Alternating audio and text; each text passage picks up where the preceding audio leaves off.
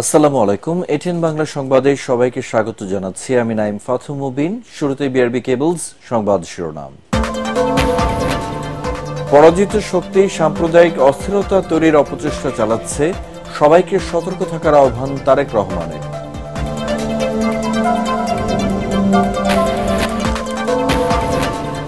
এবং 2 মাস পর কাজীপাড়া স্টেশন সচল, শুক্রবারেও চলছে মেট্রো রেল, উচ্ছ্বাস যাত্রীদের।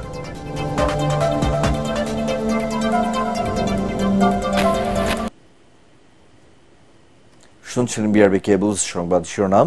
এবারে বিস্তারিত। অপ্রীতিকর ঘটনা এড়াতে বান্দরবানে চলছে শান্তি ও সম্প্রীতির সমাবেশ। বিকেলে জেলা প্রশাসন আয়োজিত এই সমাবেশে অংশ নেন পাহাড়ি বাঙালি সহ বিভিন্ন ছাত্র সংগঠন।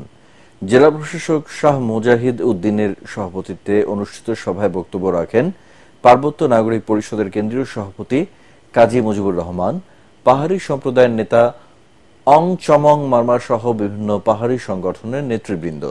বান্দরবানে যেন কোনো অপ্রীতিকর ঘটনা না ঘটে সেজন্য সবাই একসাথে কাজ করার অঙ্গীকার করেন।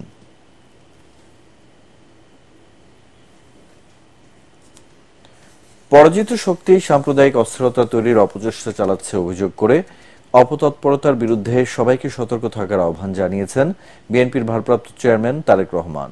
হিন্দু সম্প্রদায়ের সাথে শুভেচ্ছা বিনিময় অনুষ্ঠানে তিনি বলেন, স্বৈরাচার বিতাড়িত হলেও বাংলাদেশে গণতন্ত্র এখনো বিপদমুক্ত নয়।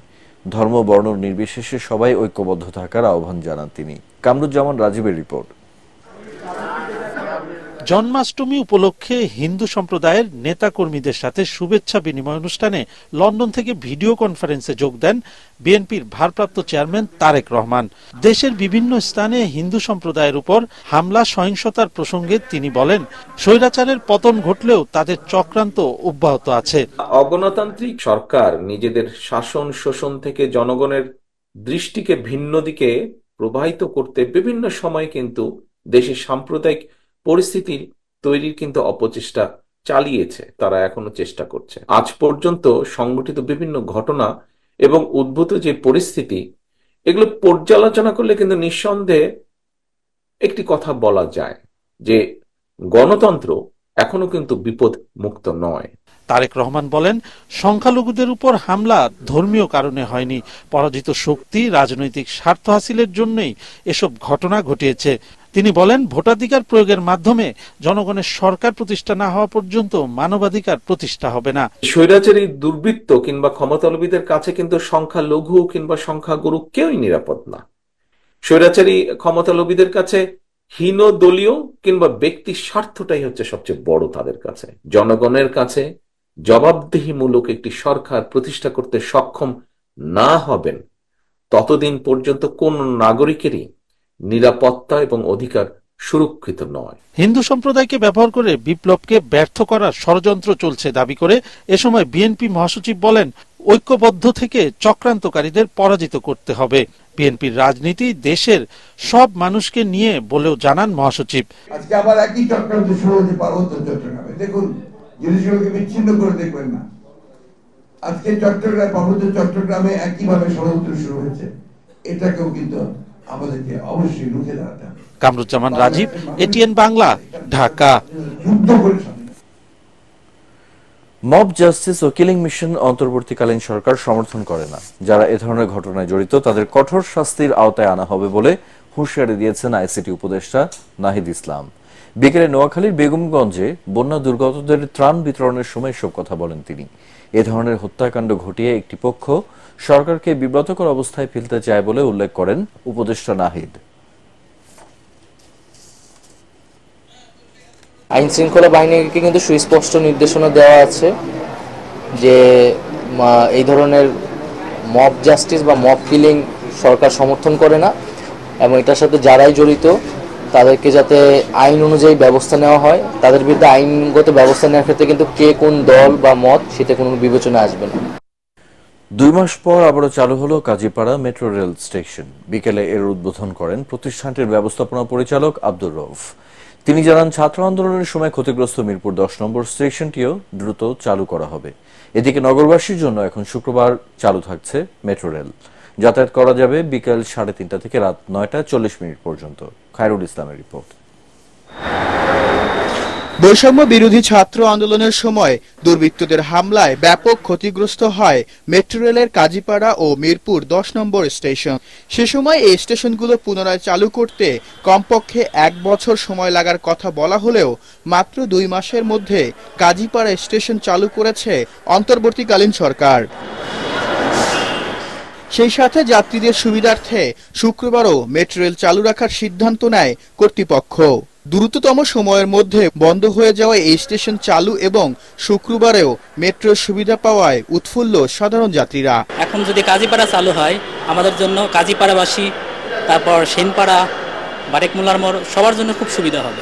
শুক্রবারের জন্য তো অনেক খুশি, কারণ আমরা 7 দিন কাজ করার পরে একদিন যেহেতু ফ্রি পাই, সেটার জন্য যে আমরা বাইরে ঘোরার জন্য যে বিকালে আমরা বাইরে বেরোবো, ঘুরবো, তার জন্য তো মেট্রো হলে তো অনেক খুশি। এখন যেহেতু চালু হয়েছে নতুন করে, আশা করি আমাদের যে ভোগান্তিগুলো মোটামুটি হয়ে যাবে। শুক্রবার চালু হতে অনেকে দেখা যায় চাকরির প্রত্যাশী যারা আছে তাদের জন্য সুবিধা হয়েছে।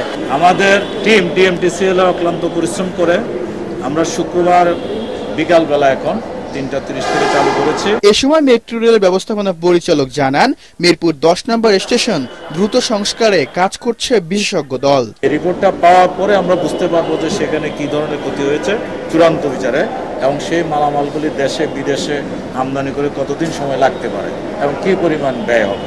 এই মুহূর্তে ব্যয়ের কথাটা আমরা বলতে পারছি না, তো ধারণা করছি যে যেটা আগে বলা হয়েছিল তার চেয়ে কম হবে, বেশি হবে না।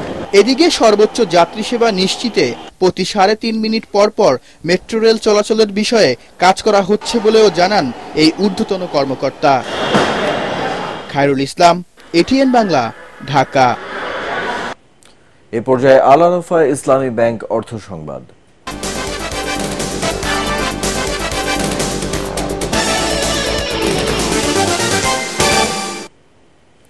সরকারিভাবে মুরগি ও ডিমের যৌক্তিক দাম নির্ধারণ করে দেওয়া হলেও এর প্রতিফলন নেই খুচরা বাজারে। বিক্রেতাদের দাবি, পাইকারি বাজার থেকেই বেশি দামে কিনতে হচ্ছে পণ্য। এর সাথে পরিবহন সহ অন্যান্য খরচ যুক্ত হওয়ার কারণে কোনোভাবেই সরকার নির্ধারিত দামে পণ্য বিক্রি সম্ভব হচ্ছে না। অপরদিকে খুচরা বাজারেও পাশাপাশি পাইকারি বাজারেও মনিটরিং করার প্রয়োজন বলে জানান ক্রেতারা। মিজান শাহজাহানের রিপোর্ট। গত রোববার ডিম, ব্রয়লার ও সোনালী মুরগির যৌক্তিক দাম নির্ধারণ করে দেয় কৃষি বিপণন অধিদপ্তর। প্রতি ডজন ডিমের খুচরা মূল্য সর্বোচ্চ 143 টাকা ঠিক করে দেওয়া হলেও বাজারে তা বিক্রি হচ্ছে 160 টাকায়। আমরা আলি বেশি 52 টাকা আলি, তো 52 টাকা আলি বেশি আমরা ঠুঙ্গার পয়সা, পলিথিনের পয়সা আমরা আমাদের ইনকাম না, তো মেন জায়গা তুই না কমা আমরা তো কিছু করার নাই। একই অবস্থা মুরগির বাজারেও। ব্রয়লার 180 ও সোনালী মুরগি 270 টাকা সরকার নির্ধারণ করে দিলেও বিক্রি হচ্ছে 20 থেকে 30 টাকা বেশিতে। সোতা দেখে তো সবসময় মনে করেন আমরা বিক্রি করার লাগে। দেখা গেছে একটা মুরগি যদি আপনার 20 টাকা কেজিতে লাভ করি, দেখা গেছে এটার মধ্যে আমাদের ক্যারিং খরচ আছে 10 টাকা যায়, এর মধ্যে 10 টাকা আমরা লাভ না করলে আমরা চলুন কেন। লেখার কথা 270 টাকা, কিন্তু ওরা লেখে রাখছে 300 টাকা। কিন্তু আমি যেহেতু 3 কেজি নিলাম, 3 কেজির একটু গড়ে একটু কম নিছে। চাটে লেখলে তো ওই রেটে বেচতে পারি না, আমরা কোনো কাস্টমারদের বিক্রি করতে পারি না। সবজির বাজারেও স্বস্তি নেই। কাঁচা মরিচের কেজি 250 টাকা। শাকসবজির বাজারও সেম, কাঁচা সবজির বাজারও সেম। এখন আগের সরকারের চেয়ে এই সরকার ভাবছিলাম যে একটু স্বস্তি মিলবে, কিন্তু কিছুই না। চাল, ডাল, মাছের দামও বাড়ছে নানা অজুহাতে। খুচরা বিক্রেতারা বলছেন, যতক্ষণ পর্যন্ত পাইকারি বাজার ঠিক না হবে ততক্ষণ পর্যন্ত সাধারণ মানুষ সরকারি নির্ধারিত মূল্যের সুফল পাবে না। তাই সিন্ডিকেট ভেঙে দিয়ে পাইকারি বাজারে তদারকি বাড়ানোর দাবি ক্রেতা ও বিক্রেতা সবার। মিজান শাহজাহান, এটিএন বাংলা, ঢাকা। এ পর্যায়ে আন্তর্জাতিক সংবাদ।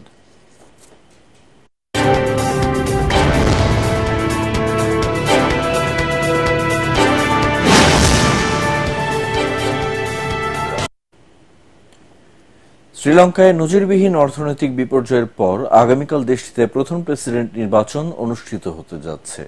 গুরুত্বপূর্ণ এই নির্বাচন এবার অর্থনীতি সবচেয়ে বেশি গুরুত্ব পাবে বলে মনে করছেন বিশ্লেষকরা। বিপর্যস্ত অর্থনীতি স্থিতিশীল করে নির্বাচনে বেশ শক্ত অবস্থানে আছেন বর্তমান প্রেসিডেন্ট রনিল বিক্রমাসিংহে। তবে শ্রীলঙ্কানদের অনেকের অভিমত, রনিল আবার ক্ষমতায় গেলে মানুষের উপর বাড়তে পারে ঋণের বোঝা। তাই বিক্রমাসিংহের সাথে শক্ত প্রতিদ্বন্দ্বিতা করতে পারেন দেশটির প্রধান বিরোধী দলের নেতা সাজিদ প্রেমদাসা। এছাড়া বামপন্থী নেতা অনুরা কুমারা দিসানায়েক এবং দেশটির বিতর্কিত রাজাপাকসে পরিবারের সদস্য নামাল রাজাপাকসেও থাকছেন এবারের নির্বাচনে। শুরুতেই পার্টেক্স খেলার খবর।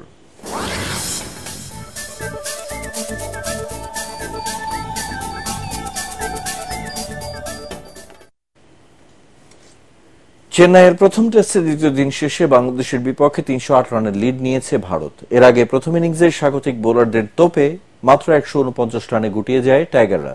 যদি এক পর্যায়ে ৪০ রানে ৫ উইকেট হারিয়ে ১৭ রানের নিচে অল আউটের সংখ্যায় পড়ে তারা। তবে সাকিব আল হাসানের ৩২ আর মেহেদী হাসান মিরাজের ২৭ রানের ইনিংসে সেই লজ্জা থেকে রক্ষা পায় নাজমুল হোসেন শান্তর দল। জসপ্রীত বুমরা নেন ৪ উইকেট। জবাবে দ্বিতীয় ইনিংসে ৮১ রান তুলে ৩ উইকেট হারায় ভারত। শুভমান গিল ৩৩, ঋষভ পান্ত অপরাজিত আছেন ১২ রানে। পরাজয় দিয়ে উয়েফা চ্যাম্পিয়ন্স লিগে মৌসুম শুরু করেছে বার্সেলোনা। মোনাকোর কাছে ২-১ গোলে হেরেছে কাতালানরা। প্রতিপক্ষের মাঠে ১০ মিনিটে এরিক গার্সিয়া লাল কার্ড দেখলে ১০ জনের দলে পরিণত হয় বার্সা। এরপর ১৬ মিনিটে একলাইচি এগিয়ে নেয় মোনাকোকে। যদিও লামিন ইয়ামাল ২৮ মিনিটে সমতায় ফেরায় হান্স ফ্লিকের দলকে, তবে শেষ পর্যন্ত আর প্রতিরোধ গড়ে তুলতে পারেনি তারা। ইলেনিখেনার গোলে ৭১ মিনিটে জয় নিশ্চিত করে ফ্রান্সের দলটি। আরেক ম্যাচে আর্সেনালকে নিশ্চিত পরাজয়ের হাত থেকে বাঁচান গোলরক্ষক ডেভিড রায়া। প্রতিপক্ষের নেয়া পেনাল্টি শট রুখে দেন স্প্যানিশ এই গোলরক্ষক। তাতে ১ পয়েন্ট নিয়ে মাঠ ছাড়ে গানাররা। শেষ করার আগে বিআরবি কেবল সংবাদ শিরোনামগুলো এক নজরে আরেকবার। পরাজিত শক্তি সাম্প্রদায়িক অস্থিরতা তৈরির অপচেষ্টা চালাচ্ছে, সবাইকে সতর্ক থাকার আহ্বান তারেক রহমানের।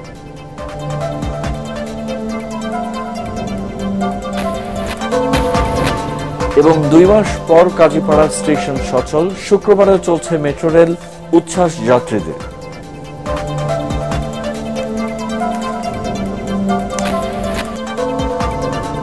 পরবর্তী সংবাদ দেখার আমন্ত্রণ জানিয়ে এখনকার মতো শেষ করছি। এটিএন বাংলা সংবাদ ইউটিউবে দেখতে ব্রাউজ করুন youtube/ATN Bangla News। ধন্যবাদ।